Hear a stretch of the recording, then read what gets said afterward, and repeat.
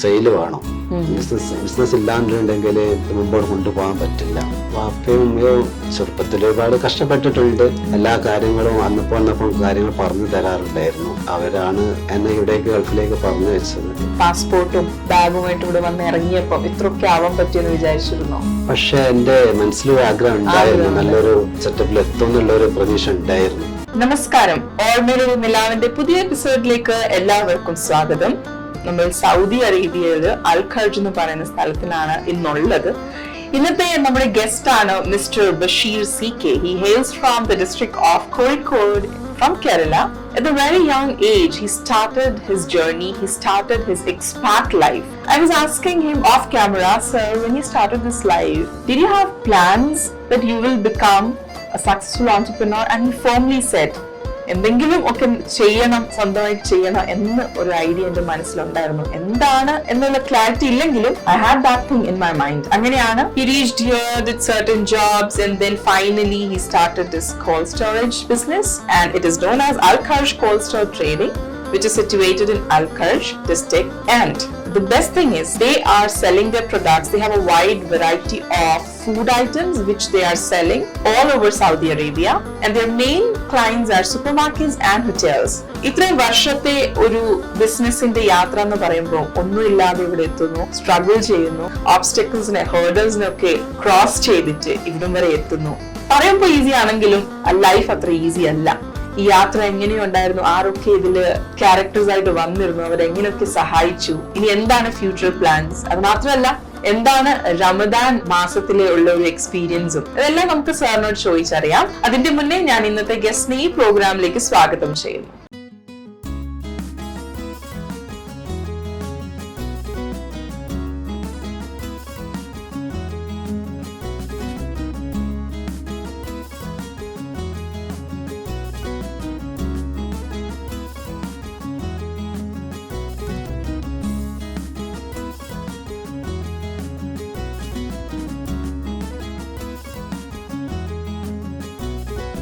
നമസ്കാരം സർ. നമ്മുടെ ഈ ഓർമ്മയിൽ ഒരു നിലാവിന്റെ പ്രോഗ്രാമില് നമ്മൾ കുറെ നാളായിട്ട് ബഷീർ സാറിന്റെ പുറകിലുണ്ട്. ബഷീർ സാർ ബിസി ആയിരുന്നു. എന്തായാലും ഇന്ന് നമുക്ക് സാറിനെ നമ്മുടെ ഈ പ്രോഗ്രാമിൽ കിട്ടിയതിൽ വളരെ സന്തോഷമുണ്ട്. നമ്മൾ സംസാരിക്കുകയുണ്ടായിരുന്നു സാർ വർഷങ്ങൾക്ക് മുന്നേ, വളരെ ചെറുപ്പത്തില് സ്കൂളൊക്കെ കഴിഞ്ഞ് കോളേജൊക്കെ കഴിഞ്ഞ് നിൽക്കുമ്പോഴത്തേക്ക് പെട്ടെന്ന് ഒരു വിദേശ യാത്ര. അപ്പൊ സാർ പറയുകയുണ്ടായി, എന്റെ ഒരു ആഗ്രഹമായിരുന്നു എങ്ങനെയും ഒരു പാസ്പോർട്ട് എടുക്കണം, ഗൾഫിലേക്ക് പോകണം. അപ്പൊ എങ്ങനെയായിരുന്നു സാർ, ഏത് ഇയറിലായിരുന്നു ആ ഒരു തുടക്കം, എങ്ങനെയായിരുന്നു ആ ഒരു തുടക്കം ഉണ്ടായത്? ഞാൻ 92 ഫെബ്രുവരി 26 ഫസ്റ്റ് ലിസ്റ്റ് സൗദിയിലേക്ക് വരുന്നത്. അതിന് ശേഷം ഞാനിവിടെ ഒരാളുടെ കീഴിൽ സ്റ്റാഫായിട്ട് വർക്ക് ചെയ്യുന്നു. അതിനുശേഷം ഞാൻ സ്വന്തമായിട്ടുള്ളൊരു ബിസിനസ്സിലേക്ക് ഇറങ്ങി. അത് മുമ്പോട്ട് പോയിക്കൊണ്ടിരിക്കുന്നവരാണ് വേറെ ബിസിനസ് സ്റ്റാർട്ട് ചെയ്യുന്നത്. ഫസ്റ്റ് ഇറങ്ങുന്നത് സിഗരറ്റിന്റെ ബിസിനസ്. ഞാൻ അതിലെ സ്റ്റാഫായിട്ട് വർക്ക് ചെയ്യുന്നുണ്ട്. അതിനുശേഷമാണ് ഞാൻ ടൊമാറ്റോ സെയിൽ ചെയ്യാൻ വേണ്ടി കൊണ്ടുപോകാൻ കർജിൽ സെയിൽ ചെയ്യും. അതിനുശേഷമാണ് ഞാൻ സ്റ്റേഷനറി ഐറ്റംസ് സ്റ്റാർട്ട് ചെയ്തത്. അന്നപ്പം ഈ ടൊമാറ്റോ ബിസിനസ് നിർത്തിയതിനു ശേഷമാണ് സ്റ്റേഷനറി ബിസിനസ് തുടങ്ങുന്നത്. അത് നിലനിൽക്കുമ്പോൾ തന്നെ ഞാൻ കോൾഡ് സ്റ്റോറേജിന്റെ ബിസിനസ്സും തുടങ്ങി. ഫസ്റ്റ് ടൈം ഫ്ലൈറ്റിൽ ഇരിക്കുന്നു, ഇങ്ങോട്ട് എത്തുന്നു. നല്ല നമ്മൾ ഗൾഫിൽ നിന്നൊക്കെ കാണുന്ന പോലെ അല്ലല്ലോ സാർ. വന്നിറങ്ങുമ്പോൾ ഫുള്ള് ഡെസേർട്ട്, ഫുൾ സാൻഡ്. അത്ര ചൂടായിരുന്നില്ലല്ലേ ഫെബ്രുവരി ആയതുകൊണ്ട്? ഫെബ്രുവരി ചൂട് തന്നെയാണെന്ന് എനിക്ക് തോന്നുന്നത്. പക്ഷെ അത്ര ഓർക്കുന്നില്ല. എന്നാലും അന്നത്തെ ആ ഒരു ഡെസേർട്ട് ഒക്കെ കണ്ട് പക്ഷെ പിന്മാറിയില്ല, നമുക്ക് മുന്നോട്ട് പോകണം എന്നുള്ള ഒരു ഇതായിരുന്നു. ഒന്നല്ല, പിന്നെ രണ്ടാമത്തെ അല്ല, മൂന്നാമത്തെ അല്ല, ഇങ്ങനെ ട്രൈ ചെയ്തുകൊണ്ട് തന്നെയായിരുന്നു. അങ്ങനെയാണ് കോൾഡ് സ്റ്റോറേജിൽ എത്തുന്നത്. അപ്പൊ ഈ കോൾഡ് സ്റ്റോറേജ് സാർ എടുക്കുന്ന ടൈമില് ഓൾറെഡി ഇത് ഇവിടെ ഉണ്ടായിരുന്ന ഒരു ബിസിനസ് ആയിരുന്നു. അത് കർജ് സിറ്റിയിൽ ഉണ്ടായിരുന്ന ഒരു ഷോപ്പായിരുന്നു. അതിനുശേഷം അന്നിപ്പോ 2-3 സ്റ്റാഫുകളായിരുന്നു ഉണ്ടായത്. അതിനുശേഷം വണ്ടികൾ എടുത്ത് വണ്ടികൾ ലൈനിൽ പോകല് തുടങ്ങി. അതിനുശേഷമാണ് ഗോഡൌൺ വേറെ ശരിയാക്കി. അതിനുശേഷം വണ്ടികൾ കൂടുതൽ എടുക്കൽ തുടങ്ങി. അതിനുശേഷമാണ് ഓരോരോ സ്ഥലത്തേക്കും ബ്രാഞ്ച് ഓപ്പൺ ആക്കുന്നത്. എന്തൊക്കെ ടൈപ്പ് ഓഫ് ഫുഡ് ഐറ്റംസ് ആണ് സാർ ഉള്ളത്? മെയിൻ ആയിട്ട് ഫ്രോസൺ ഐറ്റംസ്, എല്ലാ ഐറ്റംസും നമ്മുടെ അടുത്തുണ്ട്. ഫ്രോസൺ മീറ്റ്, ഫിഷ്, ചിക്കൻ, എല്ലാ ഐറ്റംസും ഉണ്ട്. അത് കൂടാതെ സാർ സൂപ്പർ മാർക്കറ്റുകളുടെ ഐറ്റംസുകൾ, ഓയില്, മൈദ ഇങ്ങനത്തെ ഐറ്റംസുകളെല്ലാം ഉണ്ട്. ഉണ്ട്. നമുക്ക് കൂടുതൽ സൂപ്പർ മാർക്കറ്റും ഹോട്ടലാണ് നമ്മുടെ ക്ലയൻസ് ആയിട്ട് വരുന്നത്. അത് മാത്രമല്ല ഓൾ ഓവർ സൗദി അറേബ്യ, കാരണം വണ്ടി ലോഡാക്കി പോകുന്നു. അതെ, ഓൾ ഓവർ സൗദി അറേബ്യ ആണ് ഇതിന്റെ ഒരു ഡിസ്ട്രിബ്യൂഷൻ നടക്കുന്നത്. അപ്പൊ എല്ലായിടത്തും ഓഫീസസ് ഉണ്ടോ സർ? ഇല്ല, ഇപ്പൊ ഉള്ളത് വാൽദവസർ, അൽ ഖർജ്, അൽ ഖസീം. പിന്നെ അത് മാത്രമല്ല ഈ ഒരു ഗോഡൌണിൽ ഷിഫ്റ്റ് ചെയ്യാനുള്ള ഒരു പ്ലാൻ ഉണ്ടല്ലേ? അതെ അതെ, ഇപ്പൊ ഖർജ് സിറ്റി തന്നെ നമ്മൾ ലാൻഡ് എടുത്തിട്ടുണ്ട്. ഗോഡൌൺ സെറ്റ് ചെയ്യാനുള്ള പ്ലാനിലാണ്. അതെ, ആ ടൈമിലായിരിക്കും അൽ ഖർജിന്റെ പേരിൽ അല്ലെങ്കിൽ നമ്മുടെ സ്വന്തം ബ്രാൻഡിന്റെ പ്രൊഡക്ട്സ് വരെ നമ്മൾ അവിടെ ഇൻട്രൊഡ്യൂസ് ചെയ്യുന്നത്. കോൾഡ് സ്റ്റോറേജ് ബിസിനസ്സിൽ സാർ എന്ത് രീതിയിലാണ് നമുക്ക് റിസ്കും ചാലഞ്ചസും വരുന്നത്? കോൾഡ് സ്റ്റോറേജിന് വെച്ചിട്ടാണെങ്കിൽ മെയിൻ ആയിട്ട് നമുക്ക് സെയിൽ വേണം. ബിസിനസ് ഇല്ലാണ്ടുണ്ടെങ്കിൽ ഇത് മുമ്പോട്ട് കൊണ്ടുപോകാൻ പറ്റില്ല. കാരണം ഇതിന്റെ എക്സ്പയർ ഡേറ്റ് 6 മാസം 8 മാസമൊക്കെയാണ് ഉണ്ടാവുക. സെയിലായി പോയിട്ടില്ലാണ്ടുണ്ടെങ്കിൽ പിന്നെ കസ്റ്റമർ എടുക്കാൻ പ്രയാസമാണ്. അതെ അതെ സാർ, എവിടുന്നാണ് ഈ ഫുൾ കോൾഡ് സ്റ്റോറേജിനുള്ള ഈ പ്രൊഡക്ട്സ് എടുക്കുന്നത്? നമ്മൾ എവിടുന്നാണ്? സൗദിയിൽ നിന്ന് ലോക്കൽ പർച്ചേസ് ചെയ്യും. ഇനി പുതിയ അടുത്ത് വരുമ്പോൾ പുതിയ ടെക്നോളജീസും എല്ലാം കൊണ്ടായിരിക്കുമല്ലോ, എക്യുപ്ഡ് ആയിരിക്കുമല്ലോ ആ ഗോഡൌൺ.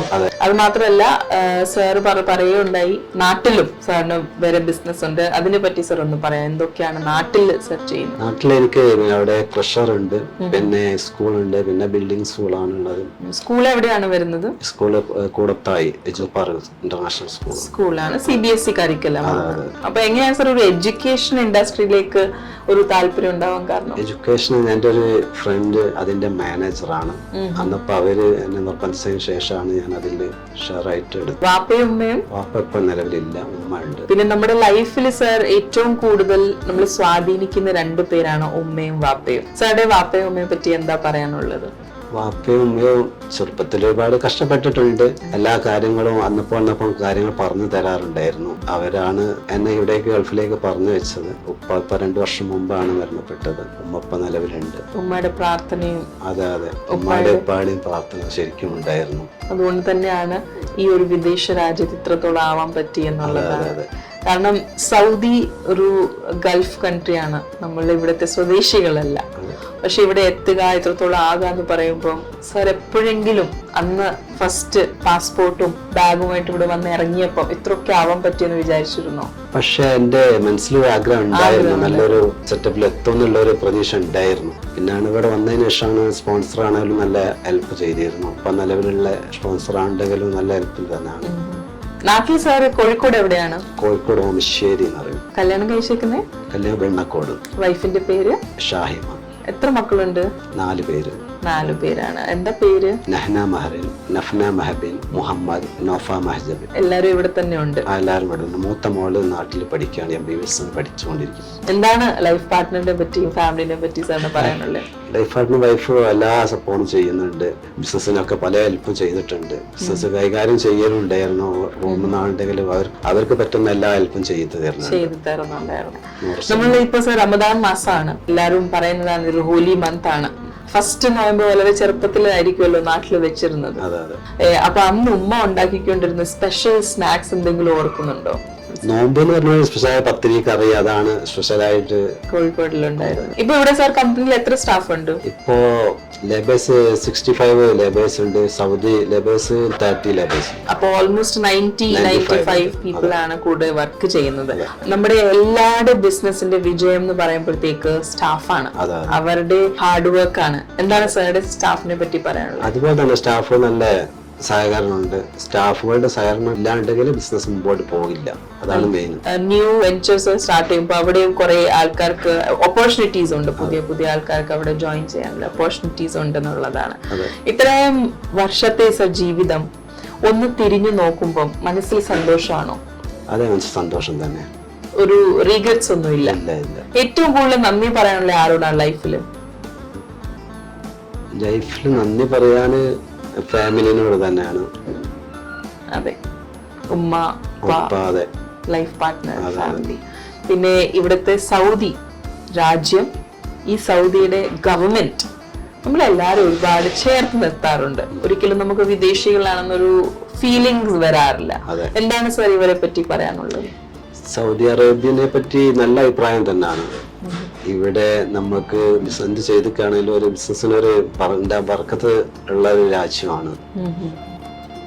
നല്ല അഭിപ്രായം തന്നെയാണ്. അതെ, ഇവിടുത്തെ ഗവൺമെന്റ് ആയാലും നല്ല സപ്പോർട്ടാണ് എന്നുള്ളതാണ്. എത്ര വർഷത്തെ സർ ജീവിതത്തില് ഹൈസ് ആൻഡ് ലോസ് ഉണ്ടായി, പ്രശ്നങ്ങൾ വന്നു, പക്ഷെ തിരിഞ്ഞു നോക്കാതെ മുന്നോട്ട് തന്നെ സർ പോയി. അപ്പൊ നമ്മുടെ യങ്സ്റ്റേഴ്സിന് വേണ്ടി ഒരുപാട് ആൾക്കാരാണ് നമ്മുടെ പ്രോഗ്രാം കാണുന്നത്. അവർക്ക് വേണ്ടി എന്താണ് സാറിനൊരു സാറുടെ ലൈഫിൽ നിന്ന് പഠിച്ചൊരു പാഠം എന്താണ്, അവർക്കൊരു മെസ്സേജ് പറയാനുള്ളത്? നമ്മളൊരു ജോലിക്ക് വന്ന് കാണുന്നുണ്ടെങ്കിൽ നമ്മൾ കഠിനാധ്വാനം ചെയ്യണം, എന്നാലേ നമ്മൾ വിജയിക്കുള്ളൂ. ബിസിനസ് ബിസിനസ് സ്റ്റാർട്ട് ചെയ്യാണ്ടെങ്കിൽ അതിന് കഠിനാധ്വാനം ചെയ്താലേ ആ ബിസിനസ് മുമ്പോട്ട് പോകുള്ളൂ. അതേ എനിക്ക് പറയാനുള്ളൂ. അതെ, ഹാർഡ് വർക്ക് ആണ് എല്ലാത്തിന്റെ സക്സസിന്റെ ഒരു മന്ത്ര എന്ന് പറയുമ്പോൾ ഹാർഡ് വർക്ക് ആണ്. അതിലൊരു ഷോർട്ട് കട്ട് ഇല്ല. ഇപ്പോഴും നമ്മൾ പറയാറുണ്ട് സ്മാർട്ട് വർക്ക് ചെയ്യാം, ഈ വർക്ക് ചെയ്യാം, ആ വർക്ക് ചെയ്യാം, പക്ഷെ hard work is always there. അതിലൊരു വേറെ ഒരു ഓപ്ഷൻ ഇല്ല, ഒരു സബ്സ്റ്റിറ്റ്യൂട്ട് ഇല്ല എന്നുള്ളതാണ്. ഒരുപാട് സന്തോഷമുണ്ട് സർ. 92 തൊട്ട് 2024 വരെയുള്ള ഒരു യാത്ര വളരെ ഷോർട്ടായിട്ട് നമ്മളോട് സർ ഷെയർ ചെയ്തു. അത് മാത്രമല്ല സാറിന്റെ ആ ഒരു ഹാർഡ് വർക്ക് ചെയ്യാനുള്ള മനസ്സ് ആണ് സാറിനെ ഇവിടം വരെ എത്തിച്ചത് എന്ന് നമുക്ക് മനസ്സിലാക്കാൻ പറ്റി. ഒരുപാട് സന്തോഷമുണ്ട് സർ. ഇനി വരുന്ന എല്ലാ വെഞ്ചേഴ്സിനും സർ സക്സസ് കിട്ടട്ടെ. We wish you all the very best sir. Thank you so much sir for your time.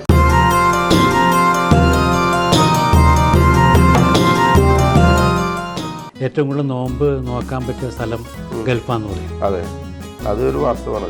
ക്ലൈമറ്റിലല്ല, climate ഇപ്പോൾ നല്ല ചൂട് കാലത്തൊക്കെ ഇവിടെ 7:30 നോമ്പ് തുറക്കുന്ന ടൈം വന്നിട്ടുണ്ട്. ഇപ്പോൾ ഇവിടെ 6:30 ആകുമ്പോഴത്തേന് ഇപ്പോൾ പ്രത്യേക സമയത്ത് അപ്പടെ പേര് ഇമ്പാവും. നിയമാണല്ലോ. അല്ല, അത് ഇമ്പായി ലോപിച്ചിട്ട് ഇബ്രാഹിം ലോപിച്ചപ്പോൾ ഇമ്പായി ഉണ്ടല്ലോ. അസ്സലാമു അലൈക്കും. ഓർമ്മയിൽ ഒരു നിലാവിലെ പ്രിയപ്പെട്ട പ്രേക്ഷകർക്ക് നമസ്കാരം. ഇന്നത്തെ എപ്പിസോഡ് ഞാൻ അബുദാബിയിൽ നിന്നുമാണ്. നോമ്പിങ്ങനെ കടന്നു പോവുകയാണ്. നോമ്പിൻ്റെ അവസാനത്തെ 10 വിശ്വാസികൾ ലൈലത്തുൽ ഖദർ സന്തോഷത്തോടെ പ്രതീക്ഷിച്ചിരിക്കുകയാണ്. എന്നോടുകൂടെ ഉള്ള ഇന്നത്തെ അതിഥി യൂസഫ് സാഹിബാണ്. ഏകദേശം UAE-യിൽ 4 പതിറ്റാണ്ട് കാലമായി വ്യാവസായിക രംഗത്ത് ഏറ്റവും കൂടുതൽ അറിയപ്പെടുന്ന വലിയ വ്യക്തിത്വം യൂസഫ് കരിക്കായി. വളരെ സ്നേഹത്തോടെ ആദരവോടെ അദ്ദേഹത്തെ നമുക്ക് എപ്പിസോഡിലേക്ക് സ്വാഗതം ചെയ്യാം. അസ്സലാമു അലൈക്കും. വലൈക്കും സലാം. വലിയ സന്തോഷമുണ്ട് ഓർമ്മയിലൊരു നിലാവിൽ ഇന്നത്തെ അതിഥിയായിട്ട് യൂസഫ് സാഹിബിനെ കിട്ടിയത്. കാരണം ഒരുപാട് പ്രവാസി അനുഭവ സമ്പത്തുള്ള ആളാണ്. ഏകദേശം 42 കൊല്ലത്തോളായി ആയി. എങ്ങനെയാണ് ഓർമ്മയുണ്ട് ചെറുപ്പകാലത്തുള്ള ആദ്യ നോമ്പ്? ഇവിടെ വരുന്നതിന് മുമ്പ് നോമ്പ് സാധാരണ എല്ലാവരും ഉള്ള തരത്ത് പോലെ നോമ്പ് വീട്ടിൽ നോമ്പ് നോക്കും. പിന്നെ വൈകുന്നേരം ആകുമ്പോൾ എന്തെങ്കിലും ഭക്ഷണമൊക്കെ ഉമ്മ ഉണ്ടാക്കി വെച്ചിട്ടുണ്ടാവും. പത്തിരി, മുട്ടക്കറി. 4ാം ക്ലാസ് മുതൽ ഞാൻ ഒഴിവാക്കാതെ നോമ്പ് നോക്കിയിരുന്നു. ആണല്ലേ? 4ാം ക്ലാസ് മുതൽ. വാപ്പ ഉമ്മയുടെയൊക്കെ അന്നത്തെ അനുഭവങ്ങൾ? വാപ്പൊക്കെ എനിക്ക് ഞാൻ 28 വയസ്സാകുമ്പോൾ തന്നെ എൻ്റെ വാപ്പയും ഉമ്മയും നഷ്ടപ്പെട്ടു. വാപ്പ എന്താ ചെയ്തിരുന്നത്? മൂപ്പരിങ്ങനെ സൈക്കിളിൻ്റെ ബിസിനസ്, ചെറിയ ബിസിനസ്സുകളൊക്കെ ആയിരുന്നു. അരിക്കച്ചവടം ഉണ്ടായിരുന്നു. പല ചെറിയ ചെറിയ ബിസിനസ്സൊക്കെ നാട്ടിൽ പിന്നെ സ്ഥലങ്ങളുണ്ടായിരുന്നു. കർഷകനായിട്ടൊക്കെ വളരെ ശോഭിച്ച ആളാണ്. അവർ മരിക്കുമ്പോൾ 52 വയസ്സുണ്ടായിരുന്നു. നല്ല അധ്വാനിയായ ഒരാളായിരുന്നു. പെട്ടെന്ന് പക്ഷാഘാതം വന്നിട്ട് അങ്ങനെ മരണപ്പെട്ടാണ്. അപ്പടെ പേര് ഇമ്പാവു. ഇമ്പാവു നിയമാണല്ലോ. അല്ല, അത് ഇമ്പായി ലോപിച്ചിട്ട് ഇബ്രാഹിം ലോപിച്ചപ്പോൾ ഇമ്പായി ഉണ്ടല്ലോ. അങ്ങനെ ആ കാലത്തുള്ള ഒരു നാടൻ പേരാണ്. നാടൻ പേരാണ്. നമ്മുടെ പേര് ബിയൂട്ടി. ബിയൂട്ടി. നോമ്പ് കഴിഞ്ഞിട്ട് പിന്നെ പെരുന്നാളിന്റെ സമയത്ത് നാട്ടിൽ പോകാറുണ്ടോ? ഇല്ലല്ല, നോമ്പ് പെരുന്നാളൊക്കെ ഇവിടുന്ന് ഇവിടെ തന്നെ ആഘോഷിക്കാറ്. പൂർവ്വം ഞാൻ നാട്ടിൽ പെരുന്നാളിന് ഉണ്ടായിട്ടുള്ളൂ. മക്കളെത്ര പേരാ? എനിക്ക് 4 പേര്, 4 ആൺകുട്ടികളാണ്. അതിൽ മൂത്ത 2 ആൾ ഞങ്ങളെ ബിസിനസ്സിൽ ഫുള്ളായി സജീവമായിട്ടുണ്ട്. പിന്നെ 2 ഇരട്ടകൾ, അതിലൊരാൾ അവിടെ ഇരിക്കുന്നത്. മൂത്ത മക്കളുടെ പേരെന്താ? മൂത്ത മകൻ യാസർ. അവരെ കല്യാണം കഴിച്ചവർക്ക് 3 മക്കളായി. രണ്ടാമത്തെ ആൾ യൂനുസിന് ഒരു കുട്ടിയായി. പിന്നെ ഇപ്പോൾ 2 ആൾക്കാർ ഇപ്പോൾ ഒരു ഇരട്ടകളാണ്. മക്കളുടെ പേര്? ഒരാൾ ഷുഹൈബ്. പിന്നെ ഷിഹാബ് എന്ന് പറഞ്ഞ ആൾ, അവന് ജർമ്മനിയിലാണ്. അടുത്ത ദിവസമാണ് പോയത്. ജർമ്മനിയിലായിരുന്നു. പിന്നെ അതിനിടയ്ക്ക് വെക്കേഷനായിട്ട് വന്ന് ഇപ്പോൾ തിരിച്ചു പോയി. 4 ആൺകുട്ടികളല്ലേ? 4 ആൺകുട്ടികളാണ്. പേരക്കുട്ടികൾ എത്ര പേരുണ്ട്? പേരക്കുട്ടികൾ 4 പേര്, 1 ആൺകുട്ടിയും 3 പെൺകുട്ടിയും. പൊതുവെ പ്രവാസികൾ പറയും നോമ്പ് കാലം ഏറ്റവും കൂടുതൽ നോമ്പ് നോക്കാൻ പറ്റിയ സ്ഥലം ഗൾഫാന്ന് പറയും. അതെ, അതൊരു വാസ്തവമാണ്. അതിലെന്താ, അതെന്താ ഇക്കാക്ക് തോന്നിയേക്കണ അതിൻ്റെ ഒരു സത്യം? അതെന്താണെന്ന് ചോദിച്ചിട്ടുണ്ടെങ്കിൽ അതെന്താണെന്ന് എനിക്ക് കറക്റ്റായിട്ട് പറഞ്ഞു തരാൻ പറ്റും. എനിക്കൊരു ഫീൽ ചെയ്യുന്നത് ഏറ്റവും നല്ല സുഖം ഇവിടെയാണെന്നാണ്. ക്ലൈമറ്റിൻ്റെ ആണോ? ക്ലൈമറ്റിലല്ല, ക്ലൈമറ്റ് ഇപ്പോൾ നല്ല ചൂട് കാലത്തൊക്കെ ഇവിടെ 7:30 നോമ്പ് തുറക്കുന്ന ടൈം വന്നിട്ടുണ്ട്. ഇപ്പോൾ ഇവിടെ 6:30 ആകുമ്പോഴത്തേന് ഇപ്പോൾ പ്രത്യേക സമയത്ത്. അപ്പോൾ ഇവിടെ പൊതുവെ ഒന്നുകൂടി നല്ല ഒരു അന്തരീക്ഷമുണ്ട് ഇവിടെ നോമ്പ് തുറക്കാനുള്ളത്. പിന്നെ ഇവിടെ ഇതൊരു അറബ് രാജ്യമായതുകൊണ്ട് കൂടുതലായിട്ട് ആളുകളൊക്കെ ഇതിനോട് ബന്ധപ്പെട്ട ഇപ്പോൾ ഇവിടെ പൊതുവെ ജീവിത രീതി തന്നെ ഈ നോമ്പ് കാലമാകുമ്പോൾ ഒരു നോമ്പിൻ്റെ ഒരു തരംഗം എന്താ പറയുക, ഒരു പൊതുവെ അതെല്ലാ ഭാഗത്തും നമുക്ക് ഫീൽ ചെയ്യും. എവിടെ പോകുമ്പോൾ നോമ്പാണ്, ഭക്തി അങ്ങനെ നമുക്കതോട് ഒരു സന്തോഷം പ്രത്യേകിച്ച് തോന്നാറുണ്ട്. എനിക്കിപ്പോൾ 42 വർഷമായി ഗൾഫിൽ പ്രവാസിയായിട്ട്. ഇനി കുറച്ചാൾ നാട്ടിലോട്ട് മടങ്ങണമെന്നുണ്ടോ? നാട്ടിൽ മടങ്ങുകയെന്ന് പറഞ്ഞപ്പോൾ നമ്മളൊരു ഒരു കമ്പനിയിൽ ജോലി എടുക്കുന്ന ആളല്ലല്ലോ, നമ്മളൊരു സ്ഥാപനം നടത്തുന്ന ആളാണ്. നാട്ടിൽ പോയിട്ട് ഇപ്പം എന്ത് ചെയ്യാനോ പ്രത്യേകിച്ചൊന്നും ഇങ്ങനെ വല്ലാതെ ചെയ്യാനൊന്നും ആയിട്ട് കാണുന്നില്ല. ഇവിടെ തന്നെ പിടിച്ചേക്ക് അങ്ങനെ ഒരു വളരെ അത്യാവശ്യമുള്ള ഒരു എന്തെങ്കിലും സാഹചര്യങ്ങൾ വരുമ്പോൾ ഏതായാലും നാട്ടിൽ പോയി നിൽക്കണം എന്ന് വിചാരിക്കുന്നുണ്ട്. ഓർമ്മയിലൊരു നിലാവിലെ ഇന്നത്തെ എപ്പിസോഡ് ഇവിടെ തീരുകയാണ്. നമ്മളോടൊപ്പം ഉണ്ടായിരുന്നത് യുഎയിലെ പ്രഗത്ഭനായ പ്രശസ്തനായ വ്യവസായി യൂസഫ് സാഹിബായിരുന്നു. അങ്ങ് ഗുരുവായൂരിൽ നിന്ന് ഒട്ടേറെ വർഷങ്ങൾക്ക് മുമ്പ് ഇവിടെ എത്തുകയും വലിയൊരു വ്യാവസായിക സാമ്രാജ്യം കെട്ടിപ്പൊക്കുകയും അദ്ദേഹം ഒരുപാട് ബാല്യകാലത്തുള്ള നോമ്പിൻ്റെ നാട്ടിലെ ഓർമ്മകളും പാപ്പയും ഉമ്മയെക്കുറിച്ചുള്ള ഓർമ്മകളൊക്കെ, അതുപോലെ ഗൾഫിലെത്തിയിട്ട് റാസക്ലമയിൽ ആദ്യമെത്തുകയും പിന്നീട് അബുദാബിയിൽ സെറ്റിൽഡാകുകയും ഇക്കാലത്ത് നമ്മൾ ഒരുമിച്ച് നടക്കുന്ന ഇഫ്താർ വിരുന്നുകളും മറ്റും ഒരുപാട് കാര്യങ്ങൾ അദ്ദേഹം ഷെയർ ചെയ്തു. ഈ എപ്പിസോഡ് പ്രിയപ്പെട്ട പ്രേക്ഷകർക്ക് ഒരുപാട് ഇഷ്ടപ്പെട്ട് കാണുമെന്ന് എനിക്കറിയാം. അടുത്ത എപ്പിസോഡിൽ മറ്റൊരു അതിഥിയുമായിട്ട് ഞാൻ വരാം. അതുവരെ അസ്സലാമു അലൈക്കും.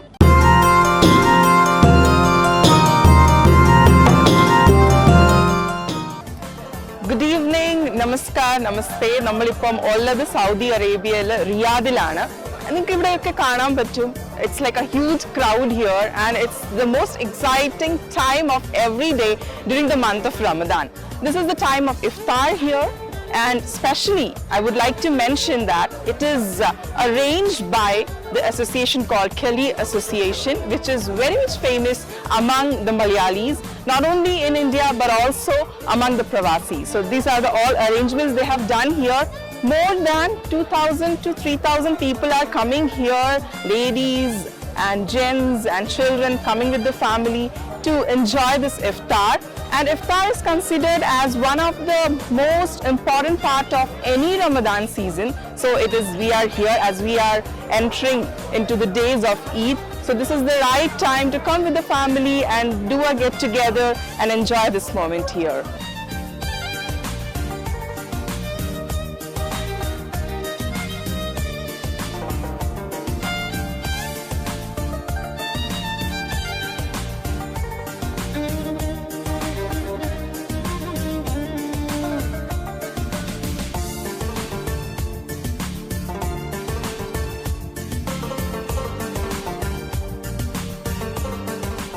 So here with me is Miss Shahiba. നമ്മളിപ്പം റിയാദിൽ നമ്മൾ പറയുന്നുണ്ടായിരുന്നു കേളിയുടെ ഒരു ഇഫ്താർ പാർട്ടിയിലാണ് നമ്മൾ വന്നിരിക്കുന്നത്. I cannot say a party, it's like a gathering, huge gathering.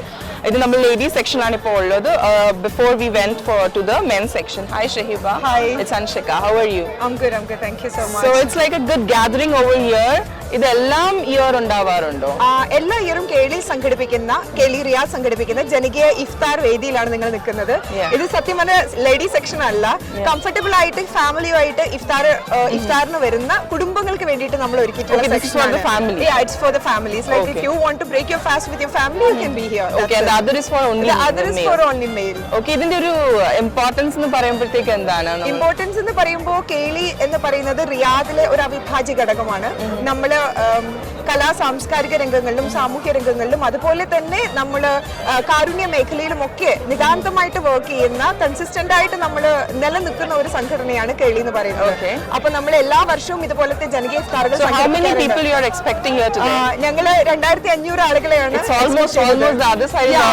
എല്ലാം ഫുൾ ആയിട്ട്. അങ്ങനെ ഒരു ഡിസ്ക്രിമിനേഷൻ ഇല്ലാതെ ലൈക്ക് ഈ നാഷണാലിറ്റി, ഈ ഒരു കാസ്റ്റ്, റിലീജൻ അങ്ങനെ ഒന്നും ഇല്ലാതെ എല്ലാവരും ഇവിടെ വരുന്നുണ്ട്. എല്ലാവരും വരുന്നുണ്ട്. നമ്മൾ എല്ലാവരും ഇതാക്കിയിട്ട് അത് കാരണം ഇതിന്റെ ടൈറ്റിൽ തന്നെ നമ്മൾ കൊടുത്തിട്ടുള്ള ജനകീയ ഇഫ്താർ ആയിട്ടാണ് ഇത് സംഘടിപ്പിക്കുന്നത്. അപ്പൊ എല്ലാ തുറകളിലുള്ള വലുപ്പ ചെറുപ്പം ഇല്ലാതെ എല്ലാ സ്റ്റേറ്റസിലുള്ള എല്ലാ വാക്സ് ഓഫ് ലൈഫിലുള്ള മനുഷ്യർ ഒരുമിച്ച് കൂടുന്നു. നമ്മൾ റമദാന്റെ സമയത്തുള്ള ഒരു മെസ്സേജ് ഇത് തന്നെയാണല്ലോ. We have to help people, we have to maintain that integrity with people എന്നുള്ള ഒരു മെസ്സേജ് ആണ്. Spread love. Yeah. So you people are spreading love with food here. Yes. Thank you so much for your time and the information you have given to us. Thank you so much. It's my pleasure.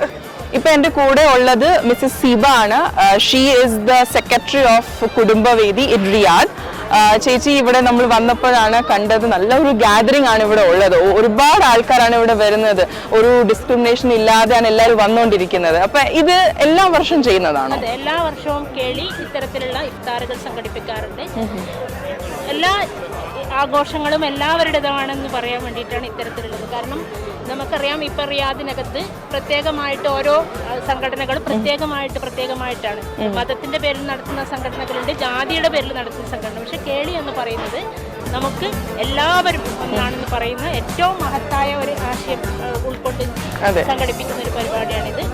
മതമല്ല, മനുഷ്യനാണ് വലുതെന്ന് പറയുന്ന ഒരു ഇഫ്താർ കൂടിയാണ് ഇതുള്ളത്. ഇപ്പം ഇവിടെ നമ്മളിത് family section അല്ലാതെ ഉണ്ട്, പിന്നെ ബാച്ചിലേഴ്സിന് വേണ്ടി അല്ലാതെ ഉണ്ട്. എത്ര പേര് ഇന്ന് ഇവിടെ വരാൻ വേണ്ടി നമ്മൾ എക്സ്പെക്ട് ചെയ്യുന്നത്? 2500-ലധികം. അപ്പൊ ഫുൾ ഇഫ്താർ അവർക്ക് വേണ്ടി ഇവിടെ സെറ്റ് ആക്കിയിട്ടുണ്ട് എന്നുള്ളതാണ്. അപ്പൊ അതിനകത്ത് നമ്മുടെ വെള്ളമുണ്ട്, കഞ്ഞിയുണ്ട്, ജ്യൂസ് ഉണ്ട്, ലെബൻ ഉണ്ട്, പിന്നെ സ്നാക്ക് ഐറ്റം ഒക്കെ ഉള്ളത്. ഭക്ഷണം ബുഫേ സിസ്റ്റത്തിലാണ് കൊടുക്കുന്നത്. ആദ്യം ഇത് കഴിച്ചു കഴിഞ്ഞതിന് ശേഷം ബുഫേ സിസ്റ്റത്തിൽ ഓരോരുത്തരെയും കൊണ്ടുപോയിട്ട് അവിടെ ഭക്ഷണം കൊടുത്തതിന് ശേഷം ഇവിടെ തന്നെ വന്നിരുന്ന് അവർക്ക് ഭക്ഷണം കൊടുക്കണം. അപ്പൊ റിയാദിലെങ്കിൽ ഒരുപാട് ആൾക്കാരായിരിക്കുമല്ലോ ഇതിന്റെ പുറകെ പ്രവർത്തിച്ചുകൊണ്ടിരിക്കുന്നത്.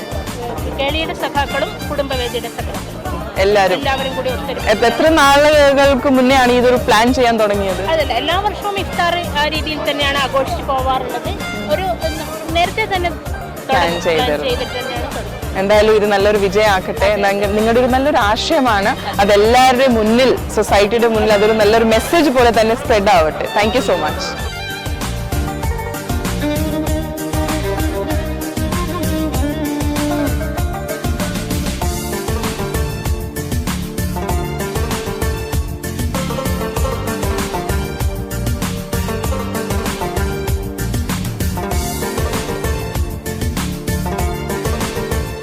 മിസ്റ്റർ നസീറാണ് ഇപ്പൊ എന്റെ കൂടെ ഉള്ളത്. ചേട്ടൻ നാട്ടിലെവിടെ? കൊല്ലമാണ്. റിയാദിൽ എത്ര നാളായി? ഇപ്പൊ നമ്മൾ കണ്ടോണ്ടിരിക്കുന്ന വെച്ചാൽ കേളിയുടെ ഇഫ്താർ അസോസിയേഷന്റെ വന്നിട്ടുള്ളതാണ് നമ്മളിപ്പോ. അതെ അതെ. ഇപ്പം എന്താണ് ഇത് എല്ലാ വർഷം ചെയ്യുന്നതാണോ? എല്ലാ വർഷവും ഉണ്ട്, പക്ഷേ ഇത്രയും വലിയൊരു ജനക്കൂട്ടത്തെ ഇതാദ്യമായിട്ടാണ്. ഇന്നത്തെ ഈ പ്രാവശ്യത്തെ പ്രത്യേകത ഏതാണെന്നുള്ളതാണ്. മറ്റേ പല യൂണിറ്റിലും സെപ്പറേറ്റ് നടത്തിക്കൊണ്ട് ഇപ്പൊ എല്ലാ യൂണിറ്റ്സും ഒരുമിച്ച് വന്നുള്ള ഒരു ഇഫ്താറാണ് അല്ലേ? അപ്പൊ നമുക്ക് എല്ലാവർക്കും ഇവിടെ ഫുഡും ഉണ്ട്, പിന്നെ ഇഫ്താർ ഫാസ്റ്റ് ബ്രേക്ക് ചെയ്യാനുള്ള ഒരു ഇഫ്താറിന്റെ. അപ്പൊ എന്തൊക്കെ ഫുഡ് ഐറ്റംസ് ആണ് ഇൻക്ലൂഡ് ചെയ്തിരിക്കുന്നത് ഇതില്? എല്ലാം ഉണ്ട്. അതായത് ജ്യൂസ് ഐറ്റംസ്, ലെബൻ, സമർ, ബിരിയാണി, അങ്ങനെ കുറെ ലിമോൺ, അങ്ങനെ 3 വെറൈറ്റി ജ്യൂസ്, 4-5 ജ്യൂസ് ഐറ്റംസ് ചെയ്യുന്നിരിക്കുന്നത്. Okay, thank you so much.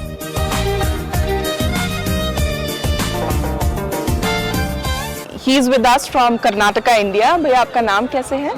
Mister Ismail आना इप्पो നമ്മുടെ കൂടെ ഉള്ളത്. ये इफ्तार में आप आए, कैसा फील हो रहा है आपको? अच्छा होता है, अच्छा प्रोग्राम है, अच्छा है। 2 साल पहले 2-3 साल से आ रहा है। आ रहे हैं पहले भी आते थे? 4 साल है। 4था साल है। अच्छा लगता है सबके साथ मिलके फास्टिंग को ब्रेक करना। कितने साल हो गए रियाद में? रियाद में 10 साल हो गए।